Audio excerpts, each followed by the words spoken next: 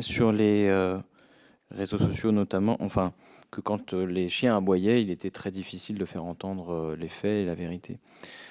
Ça m'amène à la question de la façon dont C8 gère ses propres réseaux sociaux et dont notamment les émissions de Cyril Hanouna utilisent les réseaux sociaux. Est-ce que vous pouvez m'indiquer combien de personnes gèrent ces réseaux sociaux et dans quelle mesure il y a une stratégie délibérée d'utilisation des réseaux et me la préciser? Alors, il y a 2 sources, si je puis dire. Il y a les sources, C8 Group internes, où on promotionne, on se sert des réseaux sociaux pour promotionner toutes sortes de, tous nos programmes, tous les programmes dont je vous ai parlé. Et puis il y a aussi, l'équipe digitale de H2O, de Cyril. En général, ce qu'on fait, c'est qu'au fur et à mesure, que le direct, découle, on dit: «Cette séquence ne doit pas être, postée sur les réseaux, celle-ci oui» et ainsi de suite. Voilà, en fonction de ce qui tout comme quand on considère que l'émission a dérapé, la séquence, entre guillemets «litigieuse» sera supprimée du replay ou de toute rediff. Qui le décide? Nous, en régie et il n'y a aucune objection de la part de Cyril Hanouna. Pour prendre un exemple précis, la séquence montrant Loana et qui a été ensuite retirée des réseaux sociaux, qui a pris la décision de la retirer? Nous, dans un commun accord.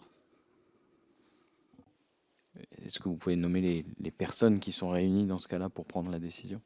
Alors c'est toujours les mêmes, c'est, Vincent Pujol, directeur des programmes, Alexandre Israël, directeur des flux, moi-même pour C8, et du côté de H2O, Cyril, si présent, ou Lionel Stan, DG de H2O.